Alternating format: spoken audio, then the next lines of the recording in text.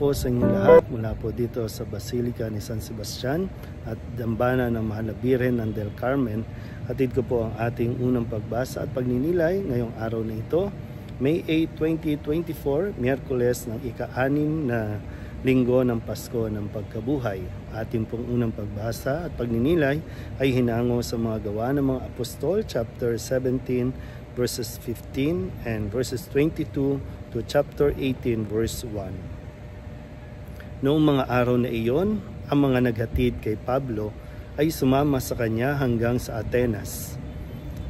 Pagkatapos, nagbalik sila sa Berea. Taglay ang bilin ni Pablo kina Silas at Timoteo na sumunod sa lalong madaling panahon. At si Pablo ay tumayo sa harap ng kapulungan ng Areopago at nagsalita.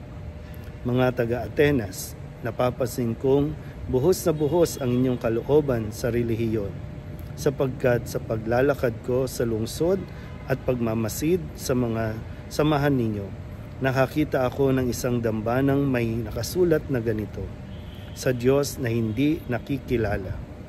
Ang inyong sinasamba kahit hindi ninyo kilala, ang siya kong ipinapahayag sa inyo.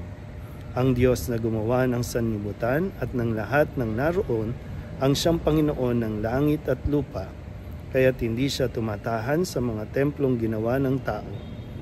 Hindi sa siya'y nangangailangan ng anuman, kaya siya pinaglilingkuran ng tao.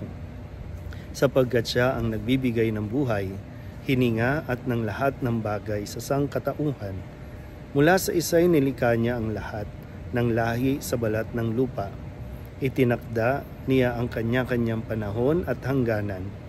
Ginawa niya ito upang hanapin nila ang Diyos. Baka sakaling sa kanilang pag-aapuhap ay matagpuan siya. Ang totoo, hindi naman siya malayo sa bawat isa sa atin sapagkat hawak niya ang ating buhay, pagkilos at pagkatao. Tulad ng sinabi ng ilan sa inyong mga makata, tayo nga'y mga anak niya. Yamang tayo'y mga anak ng Diyos, huwag nating akalain na siya ay tulad ng larawang ginto, pilak o bato na pawang likha ng isip at kamay ng tao. Mahabang panahong di pinansin ng Diyos ang di pagkilala sa kanya ng tao. Ngunit ngayon iniuutos niya na magsisi sila at talikdan ang kanilang masamang pamumuhay sapagkat itinakda na niya ang araw ng paghuhukom sa sanlibutan. At ito'y buong katarungan niyang gagawin sa pamamagitan ng kanyang hinirang. Pinatunayan niya ito sa lahat, nang buhayin niyang muli ang taong iyon. Nang marinig nila ang sinabi ni Pablo tungkol sa muling pagkabuhay, tinuya siya ng ilan, ngunit sinabi naman ng iba, ibig namin kayong mapakinggan uli tungkol dito. At umalis doon si Pablo. May ilang sumama sa kanya at sumampalataya sa Diyos. Kabilang dito si Dionisio na isa sa mga bumubuo ng kapulungan ng Areopago. May sumama ring babaeng nagngangalang Damaris at mga iba pa. Pagkatapos, umalis si Pablo sa Atenas at nagtungo sa Corinto. Ang salita ng Diyos. Muli po, isang mapagpalang araw sa inyong pong lahat. Ikalawang Miyerkules po tayo ng buwan ng Mayo at tayo rin po ay napapatuloy sa atin pong pagninilay mula sa mga gawa ng mga apostol na kung saan si Pablo ay nakarating na sa isang lugar na tinatawag na Atenas. Dito po yung marami silang mga Diyos-Diyosan kung kaya't sinamantala ni Pablo at kinuha niya yung pagkakataon na mayroon sinasamba ang mga tao na hindi pa nila nakikilala.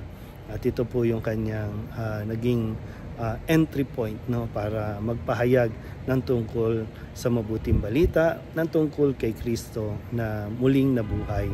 Bagamat marami pong tao doon ang hindi naniniwala sa muling pagkabuhay, no, dahil nga sa kanilang mga relihiyon, sa kanilang paniniwala, kultura, ganun pa man ay nagpahayag pa rin si Pablo. Mayroong mga naniwala at mayroong mga napapaisip pa at nagtatanong tungkol dito kaya sumama sila kay Pablo. Sadyang kailangan talaga natin, no, kapag tayo po ay napapahayag ng mabuting balita ng ating pananampalataya, ay pagtuunan natin ng pansin, no, yung mga tinatawag nga natin mga open-minded. Kasi ito, sila yung meron pang puwang, sila yung meron pang kakayanan para mag-absorb, para tumanggap pa ng konting impormasyon at maliwanagan. Siyempre, pag open-minded ay siyempre masasabi natin may puwang pa na mapaliwanagan ito. Samantalang yung mga close-minded na tao, wala na talaga tayong magagawa doon. Pero kagaya nila Pablo, tuloy lang po ang misyon na magpahayag saan man tayong dako, saan mang lugar tayo mapunta. Ituloy lang natin ang ating pong misyon.